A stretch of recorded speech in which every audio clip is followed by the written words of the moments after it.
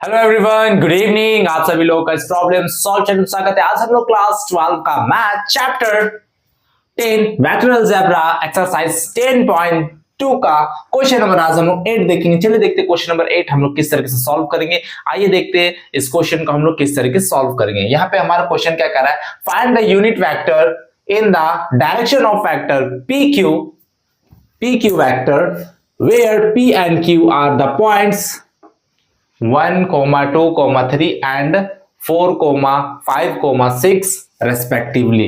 देखिए आपको 2 पॉइंट दिया गया, क्या कह रहा है, 2 पॉइंट दिया गया है। ठीक है, ध्यान से देखेंगे क्वेश्चन। ठीक है, ध्यान सॉल्व करेंगे। ठीक है, इंपॉर्टेंट क्वेश्चन है, इसको इंपॉर्टेंट कर लीजिए। इंपॉर्टेंट क्वेश्चन है, ठीक है, सॉल्व करें। 2 पॉइंट है, सबसे पहले एक पॉइंट है P, एक पॉइंट है Q। P पॉइंट क्या है 1, 2, 3, ठीक है,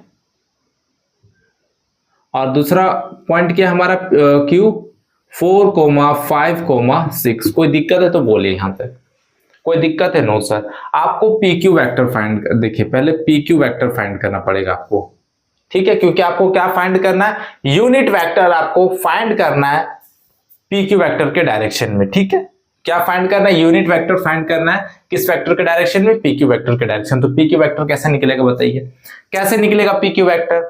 आप लोग को क्या करना, देखिए सर यहीं पे देखिए ऐसा एरो क्यों दिया गया, क्योंकि आपको देखिए यहाँ क्वेश्चन में दिया गया है Q में क्या दिया, एरो दिया गया, यानी कि P क्या है इनिशियल और Q क्या है टर्मिनल पॉइंट। ठीक है, P क्या इनिशियल पॉइंट और Q क्या टर्मिनल पॉइंट। हम कैसे फाइंड करेंगे, कैसे वेक्टर निकालेंगे बताइए, कैसे निकालेंगे? सर माइनस करते थे, हमें याद है सर, जब भी ऐसा रहता था हम लोग माइनस करते थे। कैसे माइनस करेंगे, देखिए 4 में 1 माइनस करेंगे कितना बचेगा, 3 आएगा। और इसको वेक्टर के फॉर्म में, कंपोनेंट के फॉर्म में लिखना है तो यहाँ पे क्या आ जाएगा, आई कैप आ जाएगा। ठीक है, कंपोनेंट के फॉर्म में लिखना है तो क्या आ जाएगा, 3i।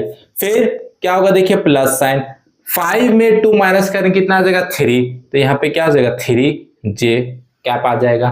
फिर 6 में 3 माइनस करेंगे क्या मिल जाएगा आपको, जल्दी से बताइए सर। 6 में 3 माइनस करेंगे 3, ये आ जाएगा k कैप। कंपोनेंट पे हम लोग ने लिख लिया, कंपोनेंट फॉर्म में लिख लिया हम लोग ने। समझ में आया कि नहीं? आ गया सर। क्या मिल गया आपको, PQ वेक्टर कितना मिल गया, 3i cap plus 3j cap plus 3k cap. ठीक है, समझ में आ गया? Yes sir. अब क्या करें, अब इसका क्या करेंगे, देखिए आपको ये मिल गया, आपको यूनिट वेक्टर निकालना। कैसे निकालते हैं, ये वेक्टर हो गया आपका PQ वेक्टर। इसका क्या करेंगे, मैग्नीट्यूड निकालेंगे। क्या निकालेंगे, मैग्नीट्यूड निकालेंगे। कैसे निकालेंगे सर, अंडर रूट लिखिए और क्या करेंगे, आई का कोफिशिएंट, जे का कोफिशिएंट और के का कोफिशिएंट को क्या करेंगे, स्क्वायर करके ऐड कर देंगे। तो यहाँ पे क्या आ जाएगा, 3 का स्क्वायर प्लस 3 का स्क्वायर प्लस 3 का स्क्वायर, क्योंकि आई कैप का कोफिशिएंट क्या 3, तो 3 का स्क्वायर। जे कैप का कोफिशिएंट क्या 3, तो 3 का स्क्वायर। के कैप का कोफिशिएंट क्या 3, तो 3 का स्क्वायर। कोई दिक्कत? No sir.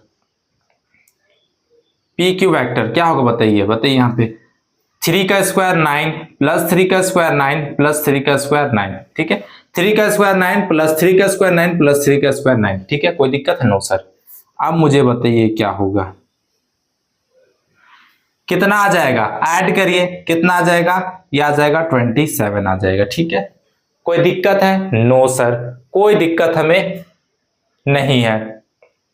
आगे चले, आगे चले। यस सर, आगे चल सकते हैं हम लोग। यहां पे आप इसको ऐसा भी लिख सकते हैं, 3 बाहर आ जाएगा, अंडर रूट में 3 आ जाएगा। 3 3 जा 9, 9 3 जा कितना हो जाएगा, 27। 3 3 जा 9, 9 3 जा 27, ऐसा भी लिख सकते हैं। अब आपको क्या फाइंड करना था सर, हमें यूनिट वेक्टर फाइंड करना था। यूनिट वेक्टर फाइंड करना था PQ वेक्टर के डायरेक्शन में। तो यहाँ पे क्या हो जाएगा बताइए, PQ कैप हो जाएगा इक्वल टू, यहाँ पे क्या आ जाएगा, PQ वेक्टर अपॉन में क्या हो जाएगा, क्या हो जाएगा, मैग्नीट्यूड ऑफ PQ वेक्टर। ठीक है, तो यहाँ पे क्या आ जाएगा, PQ cap equal to PQ vector कितना दिया है सर, इतना दिया है। कितना दिया है, 3i cap plus 3j cap plus 3k cap. कोई दिक्कत? No sir. कितना आया magnitude of PQ vector, sir 3√3 आया सर, 3√3 आया। तो यहां से आपका पी क्यू कैप कैसे निकलेगा बताइए। देखिए यहां से 3 कॉमन ले लीजिए तो क्या आ जाएगा, देखिए आई cap plus J cap plus K cap, आया कि नहीं आया, अपॉन में क्या हो जाएगा 3/√3। अब क्या होगा, यहां से 3 से 3 कैंसिल हो जाएगा, क्या बचेगा कोई बताएगा, P Q cap equal to यहाँ पे क्या हो जाएगा I cap plus J cap plus K cap, upon में क्या आ जाएगा √3। आ गया समझ में? Yes sir. अब इसको अपना ऐसे लिख दीजिए तो अच्छा रहेगा, ठीक है। मैं इसको थोड़ा सा ऐसे करके ऐसे कर देता हूं, ठीक है। यहाँ पे यहीं पे देखिएगा पी क्यू कैप के कितना आ जाएगा बताइए, 1/√3 आई कैप प्लस 1/√3 जे कैप, फिर क्या हो जाएगा प्लस 1/√3 के कैप। कोई दिक्कत? No sir. आप लोगों को दिख रहा है? ये आपका आंसर हो जाएगा, ठीक है, नोट कर लेंगे।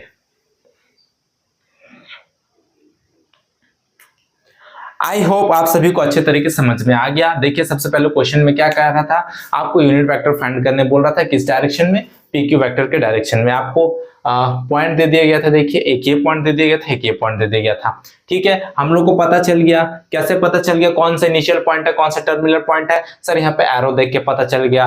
एरो वाला हमेशा क्या होता है, देखिए क्यू पर एरो जा रहा है तो हमारा क्या हो जाएगा, क्यू क्या हो जाएगा टर्मिनल पॉइंट, और ये क्या हो जाएगा हमारा इनिशियल पॉइंट। फिर हम लोग ने इसको क्या किया, वेक्टर कंपोनेंट के फॉर्म में हम लोग ने इसको अरेंज कर लिया। सबसे पहले कैसे सॉल्व करते हैं, कैसे लेके आते हैं इसको, माइनस करके, ठीक है। 4 में 1 माइनस किया 3 कैप, फिर 5 में 2 माइनस किया तो 3 जे कैप हो जाएगा, 6 में 3 माइनस किया तो 3 कैप आ जाएगा, 3 के कैप आ जाएगा, ठीक है। उसके बाद हम लोग ने देखिए वेक्टर के फॉर्म में आ चुका है, अब इसका मैग्नीट्यूड निकाल लिया। मैग्नीट्यूड निकालने के बाद हमने यूनिट वेक्टर का फॉर्मूला लगा दिया, ठीक है। क्या होता है यूनिट वेक्टर का formula, A cap is equal to A vector upon में मैग्नीट्यूड ऑफ ए वेक्टर। यहाँ पे ए के प्लेस में क्या है, देखिए पी क्यू, तो पी क्यू लिख दिया गया, फिर इसका सॉल्व कर दिया गया। कोई दिक्कत? No sir. नोट कर लेंगे। सो आप सभी ने इसको नोट कर लिया होगा। आई होप ये वीडियो आप सभी को समझ में आया होगा। सो स्टूडेंट, ये वीडियो पसंद आया तो लाइक कीजिए, शेयर कीजिए, कमेंट कीजिए और इस चैनल को सब्सक्राइब कीजिए। मिलते हैं हम लोग नेक्स्ट वीडियो में। Thank you.